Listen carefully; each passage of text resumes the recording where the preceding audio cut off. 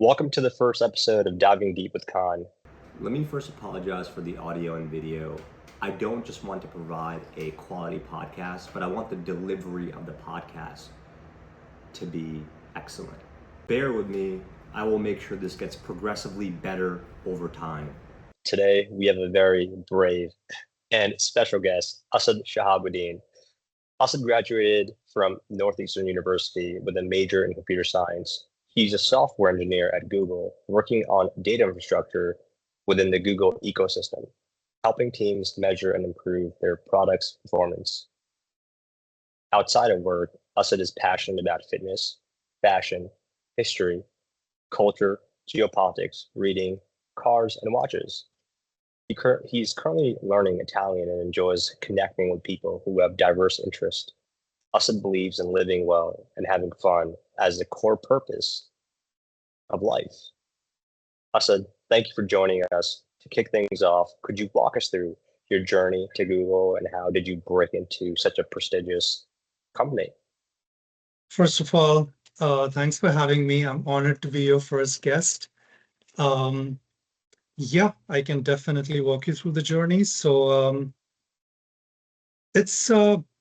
so I graduated. I did my bachelor's in India, and in India, I was attracted to computers at a very early age, and I wanted to do something about it, like wanted to make my career out of it.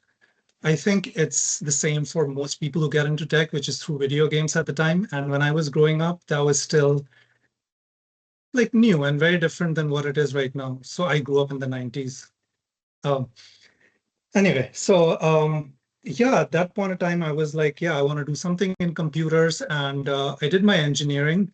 But in India, there's, at least at that time, there was one premier institution and then a few other colleges. Basically, it's the MIT of India, which is the Indian Institute of Technology, IITs. And there were like 8 of them at that time, um, 5 or 6 of them being really good and the other 2 being okay. And yeah, so you have to be in kind of the top 1% if maybe I'm overstating that, but even less than that in order to get through those universities. And yeah, funny instance, like I started dating my first girlfriend at the time and I completely lost my track. Like I was like, women are way more important than tech. So I didn't get into it. My mom and dad were really disappointed. And yeah, I started working in India. I think my first job was in 2011, late 2011. And I worked there for about a year and a half. And, you know, one of the things that everyone spoke to me about was that, oh, you had so much potential, but you didn't really get there. The second thing is kind of inferenced. It was not directly said to me, except for my father who said it to my face. But anyway, yeah. So I thought that I could do something better. I came here for my master's in computer science. And yeah, when I was there, I felt like when I was in India, I never felt like, getting to Google was like a really big dream to have. It's possible, but it's really difficult. Um, and then I came here and I felt like maybe I could do it. And I think the first time when I really felt that I could was that I started to know some people from a university who had gotten to it, which was like 1 or 2 at the time. And then I think so I started working in the United States in late 2015. And I think it was 2018 or 19 when I thought that, yeah, let's try. So I gave my interviews. I took like 3 months to prepare. I already had like 4 years of work experience by that time, something like that. And yeah, I studied hard, got through the interviews, and then I was there. You mentioned that you worked at and you had previous jobs before Google. What were the differences in the interview process that you noticed Google going through the Google interview process versus another company? Yep. So I worked for 2 other companies before that. The first of them being IBM. Um, I'm talking about United States work experience. So, and then the second one was eBay. And I think all 3 of them are very different. So IBM being the most legacy company, it is what, like, it was in the 70s, whatever, 80s, what Google is today, or Google was like 5 or 7 years ago. But when I joined, it wasn't that company. It's like, I mean, I learned a lot of things there, but it's more of a legacy company now, like, which has got its own, which is trying to optimize its operations by it has become a software first company now. Like it used to be really hardware oriented when it was in its boom period with some interesting software.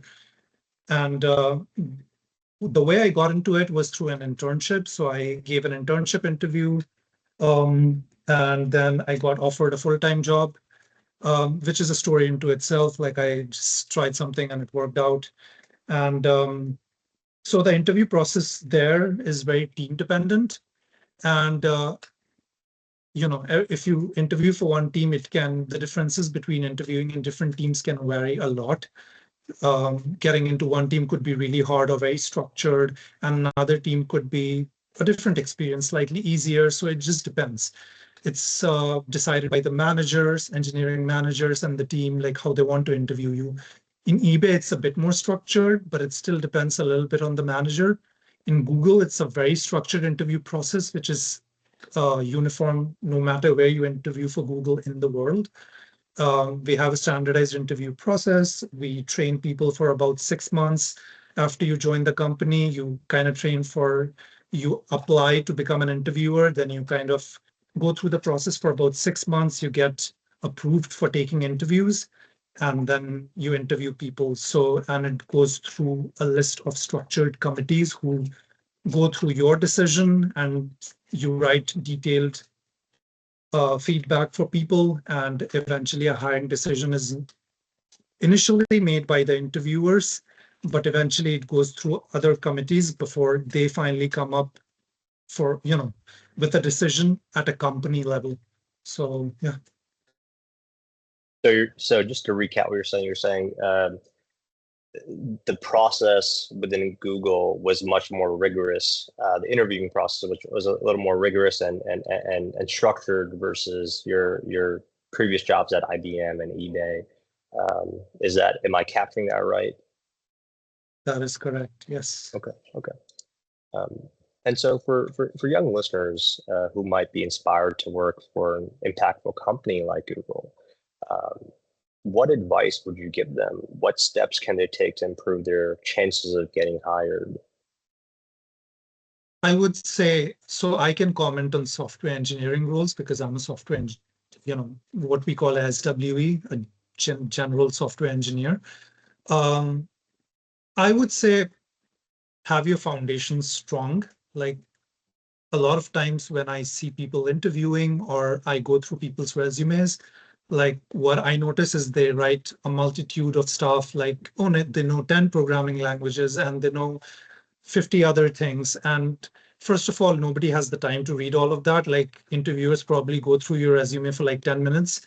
So make it, whatever you want them to read, you should make it stand out and keep it concise,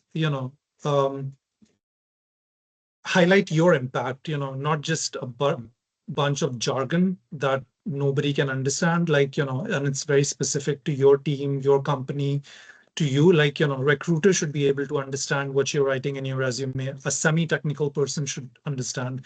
And then when the people who are going to interview are going to go through your resume, like they should be able to take a glance at it in 5 to 10 minutes and understand your strengths from the resume. And yeah, I mean, writing fewer things, but being good at them, and having very clear concepts and foundations in software engineering would be better than knowing little about 10 different things. And then just study rigorously as you do for other exams. And yeah, you kind of have to believe in yourself a little bit. And then there's always that 5 to 10% luck, that's just an unfair part of life. I loved Asad's response on how to break into these mega techs. He talks about standing out, being very specific, highlighting your impact, and not having a bunch of nonsense on your resume. So many times I see people filling out a resume just to fill out a white piece of paper. And I say that because I was one of them. Let me tell you a story. Many years ago, I wanted to break into investment banking, so I reached out to a friend of mine. He looked at my resume, called me a few days later, and told me this resume looks like shit. So, because he was a friend, he spent a little more time with me. He asked me a few questions, banker-specific related questions, and I could barely answer any of them. He told me, Amir, if you go in with this resume and that knowledge that you have now, they're gonna laugh you out of the room. At the time, it hurt my feelings, but it was something I needed to hear if I really wanted to break into banking. So to all the people who think they could fill out their resume with a bunch of general things, I want you to think again. Sure, you might be able to get away with it applying to different companies or even getting into companies that are maybe not that big because that company is maybe just looking to fill up that role because they're investing in human capital and they believe you're competent enough to do the job. But when you're going into companies like a Netflix, like a Google, like a Microsoft, these mega tech giants, you need to be very specific. Don't take it from me, take it from Asad. Would you provide our listeners with some sort of general idea of the salary range for someone within the software engineering position at Google? And I understand if you prefer to keep specific details private, but any insight you can offer would be greatly appreciated. These are the personal and insightful questions I want to be able to ask the guests that come on the podcast. I was surprised by what the compensation for entry-level position at Google for a software engineer is.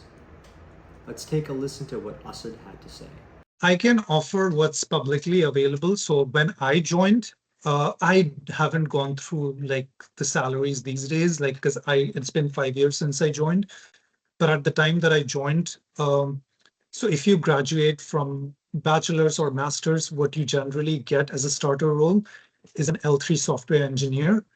And so there are three components to software engineer salaries. The first is your base salary. The second is the other two are variable, which is your stock grant and then your annual bonus. And the other two are based on a mixture of your own performance and the company's performance. And I think even right now, you can hope to get somewhere close to $200,000 if you include all of those components. But like feel free to check Glassdoor and levels.fyi. They'll have better figures, although none of them are super accurate, but they're close enough. I want to shift conversations to exploring AI. From your perspective, how is Google performing in the AI race? And this is a discussion I know you and I have had offline, and I like pick your brain about it a little bit. So yeah, if you could provide any insight on how you believe Google is performing in the AI race. Right. So whatever I say would be my personal opinion, like disclaimer to begin with. I think Google is doing well. Like a lot of it is public perception. I think there are two components to it. First of all, sure, how is a company doing at AI? And second is how useful is the product, like that doesn't just go for AI, but goes for anything that you launch. It can be a photos app, a messages app, could be anything. AI, I think it's a lot of about perception right now. I think companies, including Microsoft, Google, or now Apple has joined the race too. I think Meta is pretty much in it as well. All of these companies are still exploring the waters. It's like I said, it's a lot about public perception, stakeholder perception, because I don't think the business plan is that clear with AI. Like with a traditional search or with traditional applications like on your phone, you can kind of figure out the business plan. You monetize it through advertisements and target people accordingly. But with AI, like for example, OpenAI, like if you open the Bing app right now, which is Microsoft Search, it gives you Copilot, like which is basically ChatGPT, I think, more or less. And you can do a traditional search on Bing, and then you can click on the Copilot button, and it can give you its own contextual information, and it can give you a more conversational answer, compiled from various web pages that it thinks is useful enough for the target audience. Google kind of shows it on its search page at the top. So just slightly different approaches. Again, I don't work on the team specifically. So, a lot of my knowledge is based. My entire knowledge is based on two factors. One is what's publicly available, and second is my subjective opinion. So yeah, none of the companies have figured out, at least to a relatively good degree, the business plan and usefulness of them. So yeah, I think it's a lot about public perception at this point of time. And I think ChatGPT and Gemini are both pretty close to each other. Both of them have some advantages and disadvantages. One of them is accurate in one instance, the other could be a little bit more accurate in the other instance, but ChatGPT came out first, and that has shaped public perception. So they are definitely riding the wave. And they are pretty good objectively. So yeah. Asad talks about first mover advantage.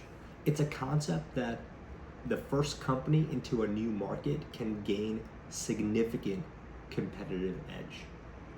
Let's take a look at a real life example of a company that was first to market. Uber Technologies, or the ride hailing company, is a great example of this scenario. They were the first one to market, so they reaped the benefits of the brand, loyalty, market share, and a network effect. These are just some of the benefits to being first to market. And what do you think are the most exciting developments in the AI, exciting developments in AI right now, and why? I would say I feel like the usefulness of AI is pretty limited at this point of time. What AI does on a layman level, like if you're speaking to a non-technical person or whatever, is that it parses information from the internet or from user responses that it collects, and then it aggregates them, and it kind of learns from people's responses from collecting all this sort of data, and then basically the machine learns, all that machine learning going on behind it, and then it gives you the responses which best suits, which comes out of the algorithm, which it determines is the best response for that. And it is only going to get better and better over time. Right now, I think in my day-to-day life, I don't use it much, honestly. The biggest use of AI, I would say, is assistance. Like they have this capability to be much better. I think at this point in time, like the various assistants are like Google Assistant, the three main ones, I think Google Assistant, Alexa, and Siri, in the order of which they work the best. I think Google Assistant is by far the best one. I think Microsoft is doing some stuff too. I just haven't used it that much. I think that it's useful for, home automation, I feel, is a really good part of it, like the electronic automation. Summarizing information is really good. I think when you have a long email thread going on and you want to summarize that information, you don't want to go through like 10 days of emails to figure out what's going on. AI can summarize it pretty well for you. Those, I think, are very useful cases for AI. One other good technical use of AI, if you're in the tech space, is it can auto-generate code for you. Like if you're, for example, a software engineer like me, AI, if it's available within your development environment, like if you're writing software, it can generate a lot of repetitive code for you, saves you time. So yeah, I think those are the purposes that I personally use them for a lot. I think the more we can adapt AI to do mundane day-to-day tasks and make our lives easy, those would be the real use, the most useful tasks coming out of AI, not the creative jobs. I feel like this is something I firmly believe in. I saw this Instagram post the other day, which was like, let AI, fix my plumbing issues and like my pay my bills and stuff like that, so I can do the creative work, like work on my painting and like write my novels. But yeah, if it's writing novels and like, doing art for you and you have to do all these mundane tasks, I think for me personally, my point of view, I think we are going in the opposite direction. I think humans should be left to do creative tasks and like AI should do all the repetitive things and, you know, just make your life easy. So, do you think AI is becoming too powerful, or do you think it will become too powerful and uncontrollable? Because from just some people I know, there is that stigma out there, that notion out there, like, hey, AI will take over. And so, just what is your personal belief on that? You seem to not think so, but I don't want to put words in your mouth. I would like you to please explain. At this moment, it's pretty dumb. Like I mean, think about it. The whole, like the responses that you see from ChatGPT and anything else, like it's based on the data that it collects from actual human responses. So when you talk to your assistant, when you search for something on a traditional search engine and click for something, those are all the responses it's recording to present you the information that it thinks is most relevant.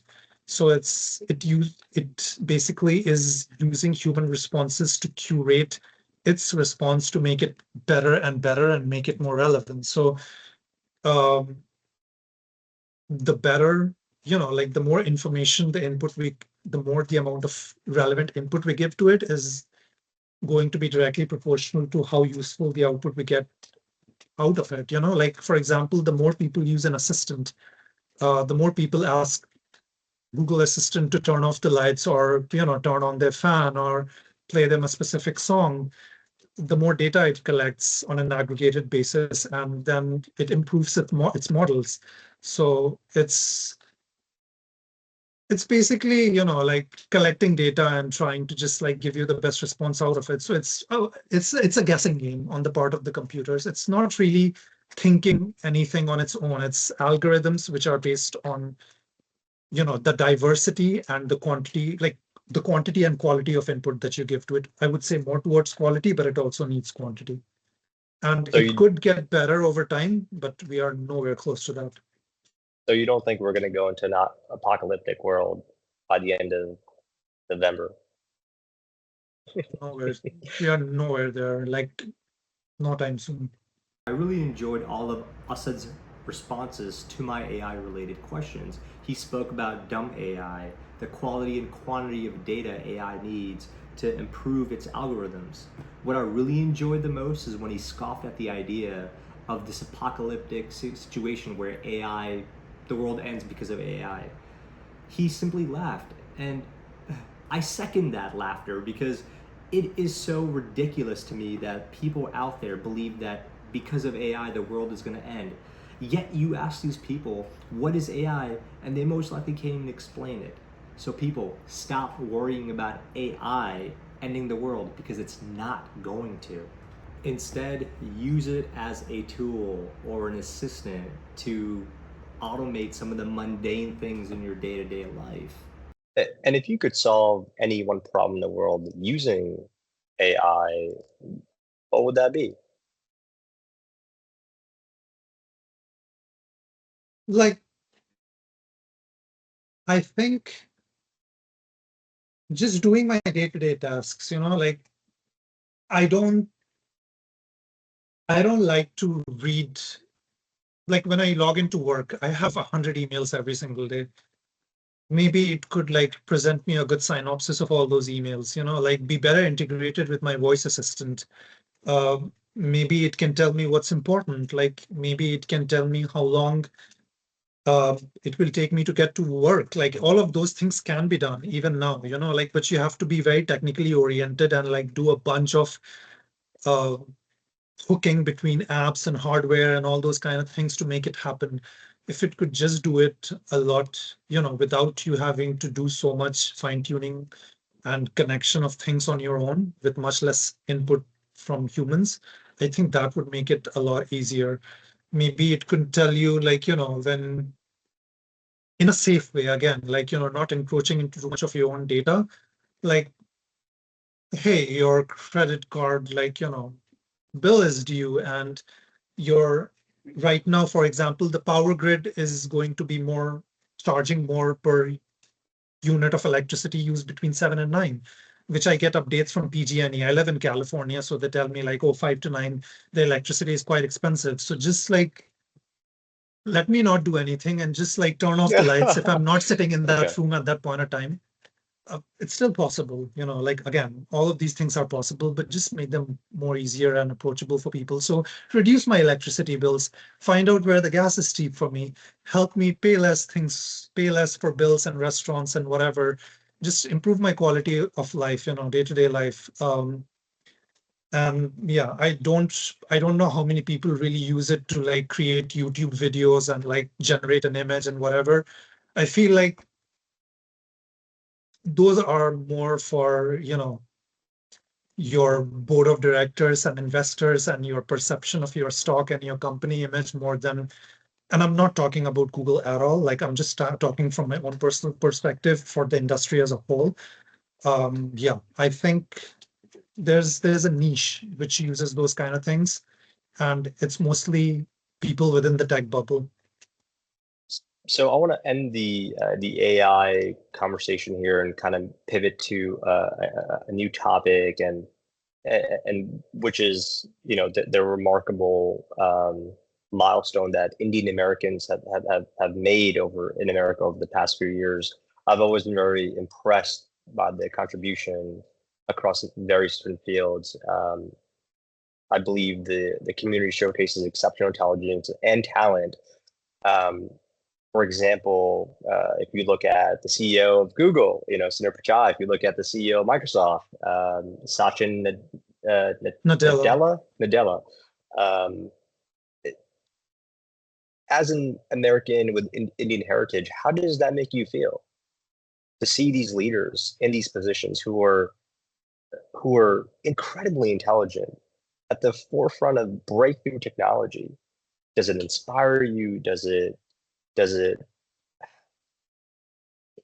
make you feel like you are contributing to this changing world? Just would love to hear that perspective from you.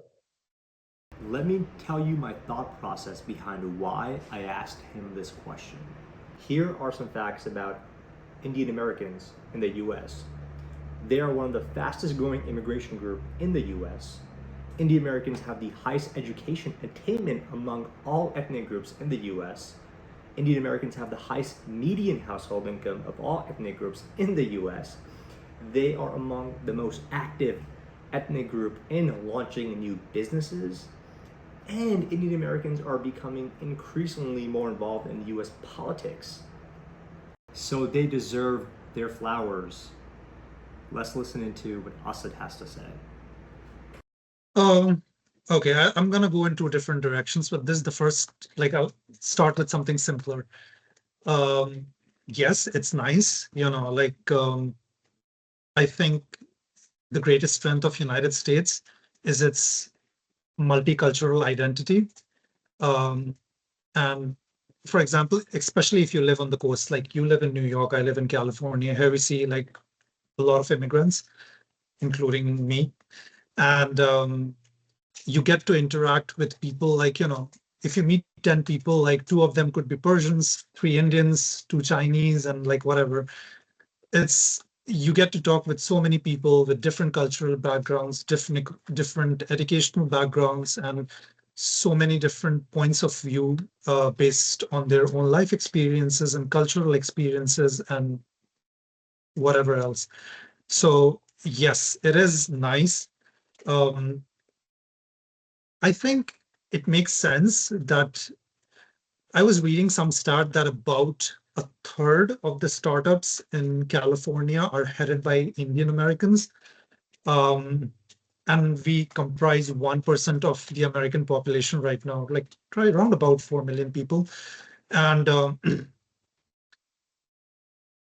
there's factors, I'm nodding like, my head as you say this because I'm agreeing with what you're saying. That is all true.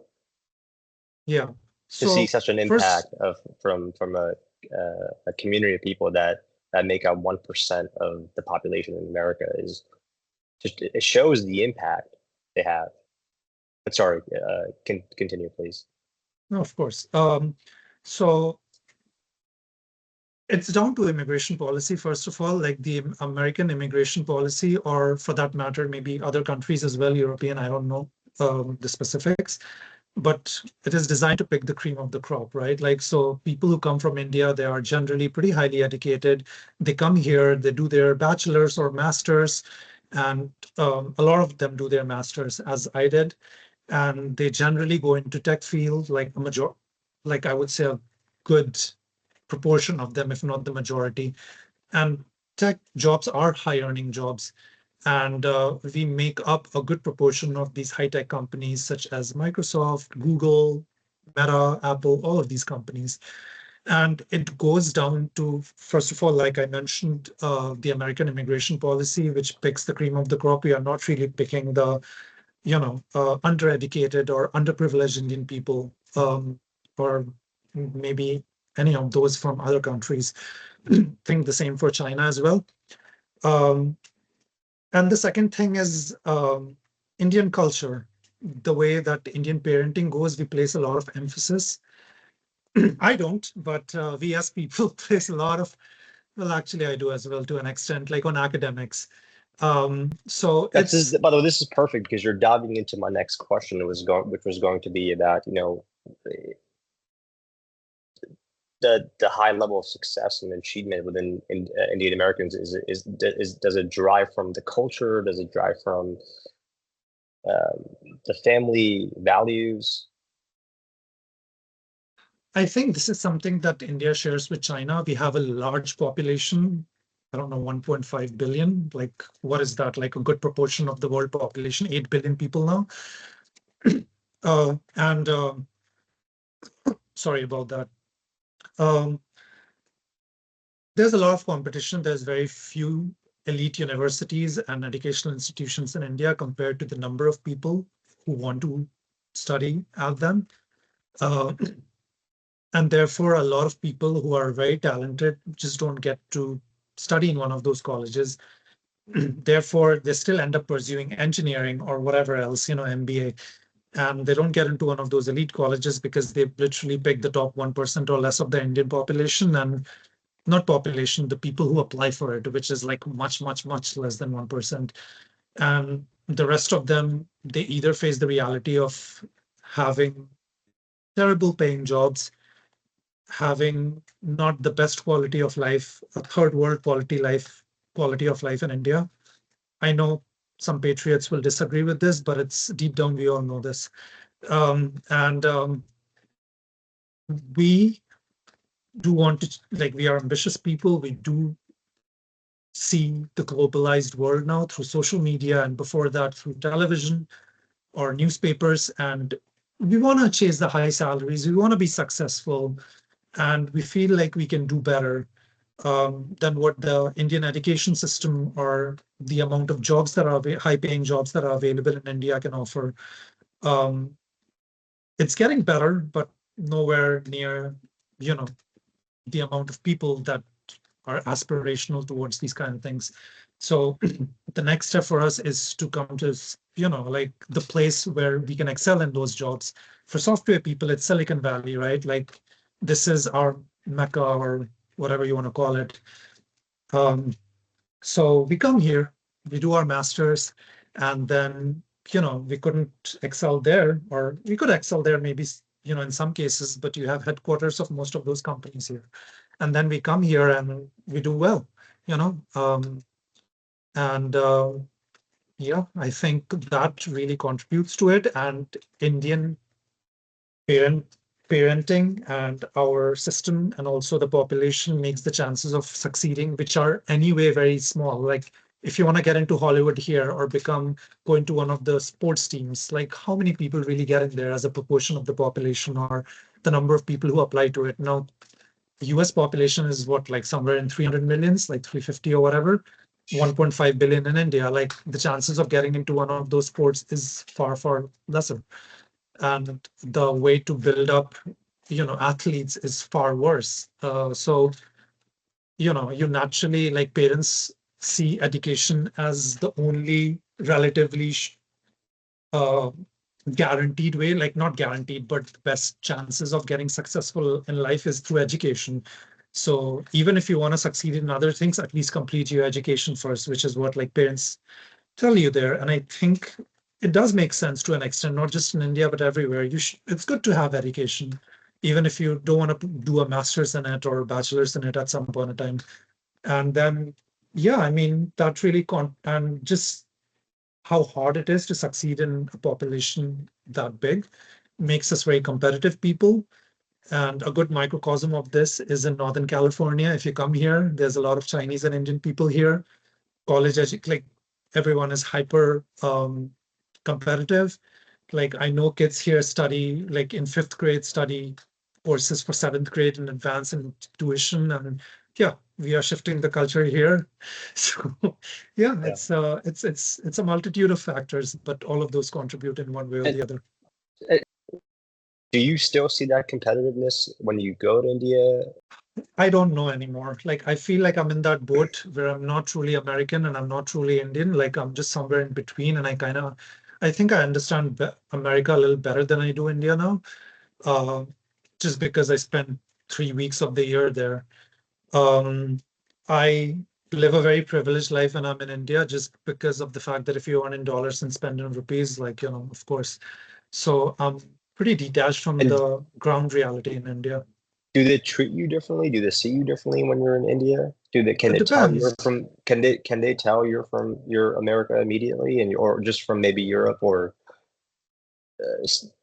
I don't think anywhere so. else? It just depends on how you dress, how you look. Like if like if you make yourself stand out from the crowd by how you look, how first of all, it's just like dating, right? First impression is based on looks, and Right. then after that, how you speak, how you conduct yourself. Maybe they can, maybe like, but it's. I think even Indian population is getting really, like is pretty globalized at this point of time compared to like 10 years, 15 years, 20 years ago. And like they all know everything through social media. So it's not as novel to them as they used to be, as it used to be. But the competitiveness has to be there because there's no other way to succeed. To wrap up here, and I want to ask you if you could give one piece of advice to our listeners. It could be about anything. What would it be? Whatever you do for work, don't hate it. At least like make sure, like I won't say that you have to love your job. Anything, even if you do your like work on your dream, eventually it becomes a job and you start hating it. So at least it'll be good if you at least don't hate your job.